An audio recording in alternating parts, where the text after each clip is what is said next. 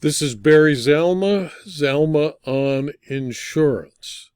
I am an attorney who has retired from the practice of law and now spend my time as an insurance claims consultant or expert witness, an author, and producer of these videos. Today it's time to speak about Zalma's Insurance Fraud Letter, Volume 24, Issue 21, November 1, 2020. This is my twice monthly newsletter and is worthy of reading from anyone or by anyone who is interested in insurance fraud. Now remember, November 3 is Election Day, and it is imperative that everyone votes. In the newsletter, we speak about a case from New Jersey where the court found that multiple acts of insurance fraud must be distinct to convict the perpetrator. In the state of New Jersey versus Randi Fleischman, the Supreme Court of New Jersey back in 2007 noted that the New Jersey Code of Criminal Justice required that one can be charged with the offense of insurance fraud for knowingly making a false or misleading statement of material fact in connection with an insurance claim. The third-degree offense may be elevated to the second degree by aggregating 5 acts of insurance fraud, the total value of which exceeded $1,000.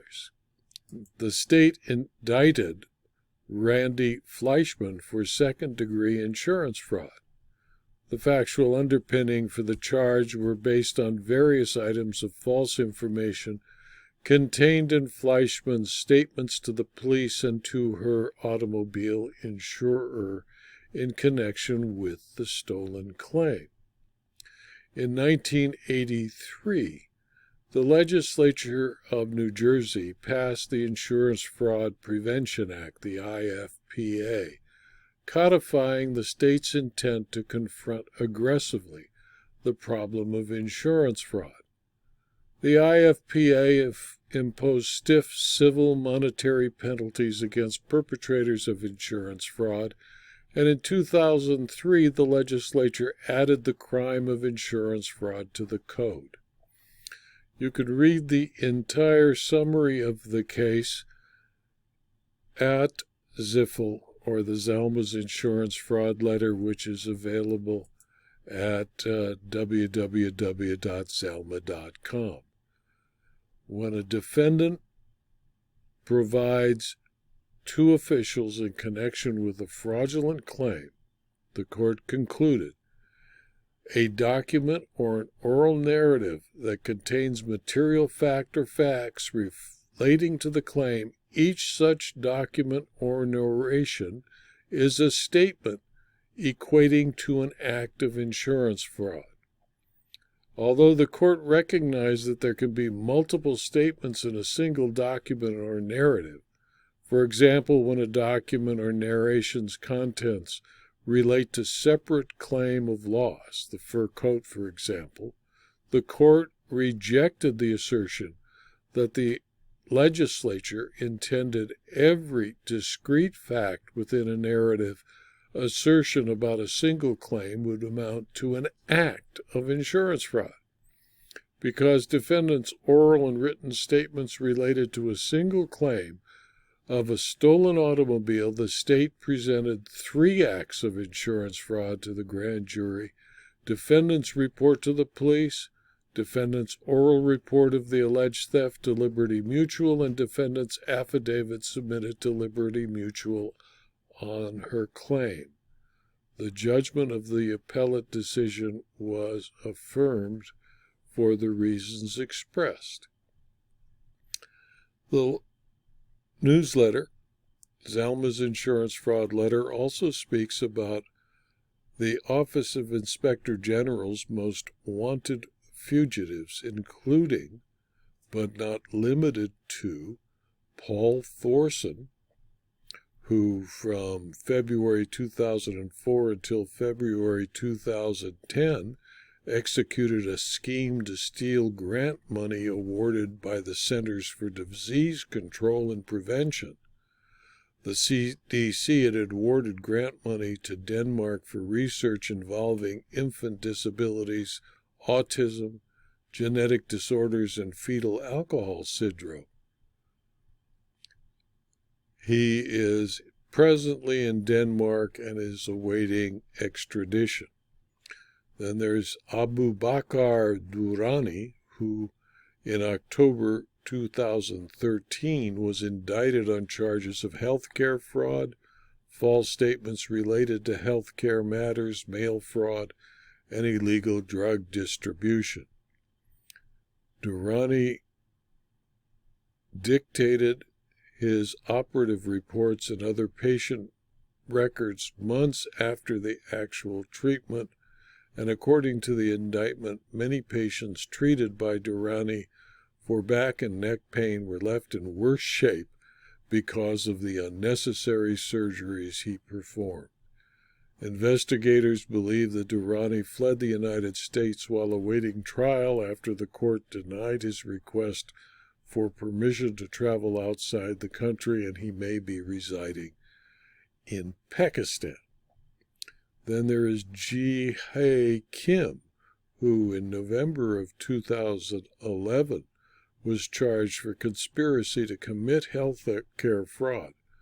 According to the criminal information, Kim prepared false forms for Medicare patients receiving home health services, making it appear as though the party's medical conditions and lack of willing caregivers made them eligible for home health services.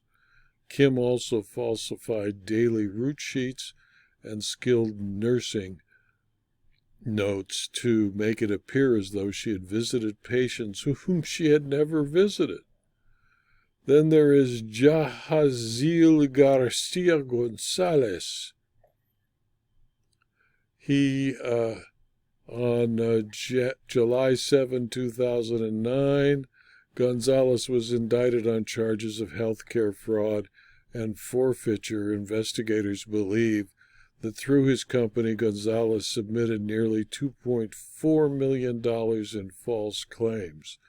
An arrest warrant was issued in 2009, but he could not be located and remains at large. And there was Patricia Mumbanga Chisanga, who on November 7, 2012, was indicted on charges of healthcare fraud and conspiracy to commit healthcare fraud. OIG special agents confronted Chisanga about her participation in the scheme, and after the confirmation, she fled the United States to Ethiopia and then took a flight to her native Zambia, where she remains at large. The report, Zalma's insurance fraud letter, also reports on the fact that the proof of confession that an accident was staged required the court to issue a summary judgment in Global Liberty Insurance Companies versus Gabriel Lorenzo and Longevity Medical Supply, a New York case from the State of New York's Appellate Division in 2020. The case clearly established that the accident was staged, and there was no reason for the trial court to refuse to allow it to present the obvious and damning proof. More importantly, the case taught that although insurers are obligated to cooperate with and provide everything its investigations reveal to the prosecution and the fraud division, the obverse is not true. There is no reason why prosecutors who obtained a confession from one of the conspirators should have forced the insurer to jump through litigation hoops to get the statement and continue defending a fraudulent suit. The government should have shared the evidence immediately to assist the victim of the crime, the insurance company, but it did not. We also publish good news from the Coalition Against Insurance Fraud about various convictions of people who have committed insurance fraud. We publish listings of health insurance fraud convictions that take up multiple pages, including the case of Dr. Eugene Gosey, who issued more prescriptions for controlled substances than any other prescriber in New York State. Gosey, a Clarence, New York doctor who prescribed painkillers to patients throughout western New York, was sentenced to 70 months in federal prison in October of 2020. He pleaded guilty earlier this year to conspiracy to distribute controlled substances and healthcare fraud. We also report on the videos on YouTube and Zalma on Insurance that are available, including this one that you're watching. Zalma's insurance fraud letter also describes other insurance fraud convictions, including a Chicago man who got 99 years in prison for his mother's murder for hire to get insurance proceeds, where Kwame Wilson was sentenced on October 16, 2020 by a Cook County judge, who also sentenced the convicted gunman Eugene Spencer to 100 years.